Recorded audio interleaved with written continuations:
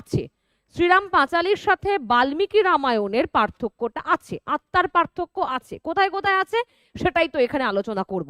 রবীন্দ্রনাথ যে কচ দেবযানীর কাহিনী লিখছেন, সেখানে তিনি যেভাবে মানবিক প্রেম, একটা প্রেমের একটা চিরন্তন রূপ দেওয়ার চেষ্টা করেছেন, সেটা কিন্তু যে মহাভারতের দেবযানী কাহিনী আছে, তোমরা জানবে আশা করি, তাও একটু ছোট করে বলে দিই যদি কেউ কোনোভাবে ভুলে গিয়ে থাকো তাদের জন্য, নাহলে বেসিক্যালি সকলেই জানবে। দেবযানী কাহিনী কি আছে জানো নিশ্চয়ই, যে যখন স্বর্গের দেবতা এবং অসুরদের সাথে যুদ্ধ হচ্ছিল, স্বর্গের দেবতাদের গুরু বৃহস্পতি আর এই অসুরদের গুরু হচ্ছে শুক্রাচার্য, এবং এই যে তারা বারে বারে এই অসুররা বেঁচে উঠছিল, মারা যাওয়ার পরও বেঁচে উঠছিল, তখন একদম ছোট করে আমি সংক্ষেপে বলে দিচ্ছি, তো মারা যাওয়ার পরও বেঁচে উঠছিলেন, তখন এবার দেবতারা ভাবতে শুরু করলেন কি ব্যাপার, কি করে এটা সম্ভব হচ্ছে।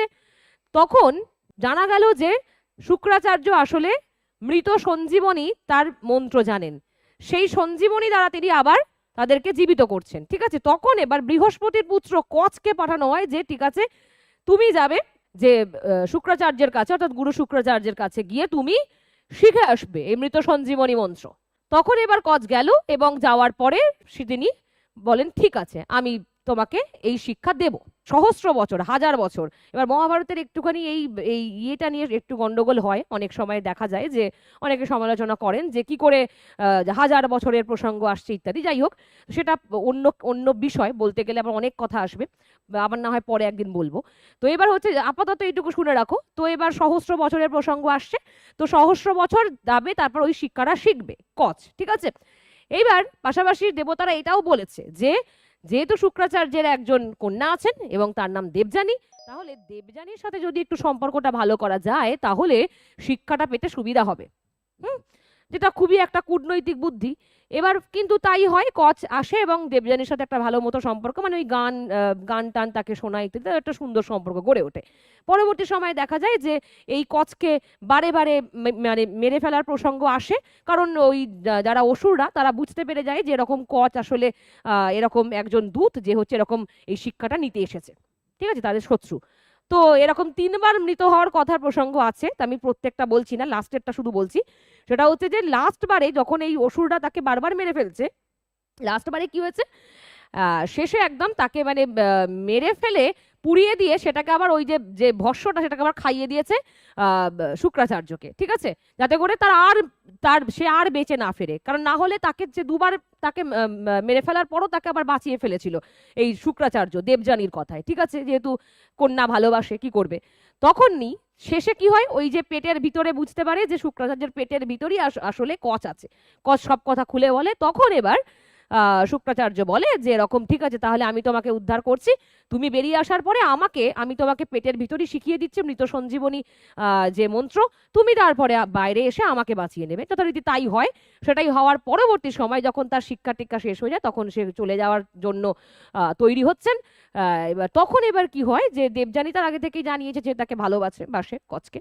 তো কচ তখন জানায় যে এরকম না, এরকম আমি কোনোভাবেই পারবো না এই প্রস্তাব গ্রহণ করতে, কারণ যেহেতু তুমি যে আমার গুরুর কন্যা, ফলত এটা সম্ভব নয় এবং আমার নির্দিষ্ট একটা লক্ষ্য আছে। তখন এবার দেবযানী অভিশাপ দেয় যে এরকম তুমি আমার সাথে এই করলে ফলত তুমি আর কখনোই এই মৃত সঞ্জীবনী মন্ত্র প্রয়োগ করতে পারবে না।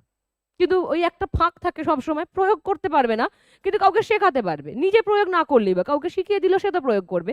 তো এটা অভিশাপ দেওয়া হয়। আর হচ্ছে কচও অভিশাপ দিয়েছিল সেই সময় দাঁড়িয়ে, কচ অভিশাপ দেয় তোমার কখনো কোনোদিন তোমার ব্রাহ্মণ কন্যা হয়েও তোমার ব্রাহ্মণের সাথে বিবাহ হবে না। আর তাই হয়ওনি, যজাতির সাথে পরবর্তী সময়ে বিয়ে হয়েছে। ঠিক আছে, যারা মোটামুটি মহাভারত দেখেছো বা পড়েছো তারা জানো। তাহলে হচ্ছে এই যে ঘটনা, এই যে একে অপরকে অভিশাপ দিচ্ছে, এখানে তো যদি আমরা আজকের দিনে দাঁড়াই, এই ধরো এত পরিমাণে ব্রেকআপ হয় ছেলে মেয়েদের, ঠিক আছে, এত ব্রেকআপ হয়, তাহলে তো অভিশাপ দেওয়ার যদি ক্ষমতা থাকতো তো যে যাকে পারতো অভিশাপ দিত, যেমন তেমন করে অভিশাপ দিত। কিন্তু ভাগ্যিস এই ক্ষমতা এখন নেই আমাদের মতো সাধারণ মানুষের, তাহলে তোমাদেরও নেই, ভালো হয়েছে। তো এবার ব্যাপার যেটা সেটা হচ্ছে যে তাহলে এই যে অভিশাপ দেওয়া একে অপরকে, তাহলে নিশ্চিত একটা ব্যাপার যে যখন ছেড়ে চলে যাচ্ছে দেবযানীর তো খারাপ লাগবে, সেটা স্বাভাবিক।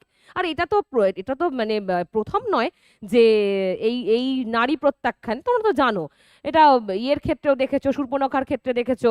আর এই যে অভিশাপ দেওয়াটা, এটা কিন্তু রবীন্দ্রনাথ যখন কচ ও দেবযানীর কাহিনী লিখছেন তখন সেখানে পুরোপুরি ব্যাপারটাকে ঘুরিয়ে দিচ্ছেন। কি অর্থাৎ কাহিনী একই থাকছে, ঘটনা একই আছে, এই চরিত্রগুলোও সেই মহাভারত থেকেই এসেছে, কিন্তু আসলে কচ বা দেবযানী যখন এই অভিশাপটা দিচ্ছে, দেখানো হচ্ছে রবীন্দ্রনাথের মানে দৃষ্টিভঙ্গি থেকে যে একটা প্রচন্ড দুঃখে কষ্টে ভেঙে পড়া মানে এই রকম একজন নারী, অর্থাৎ বিরোহিনী রাধিকার মতো একরকম অর্থে বিরোহী নারী, ঠিক আছে।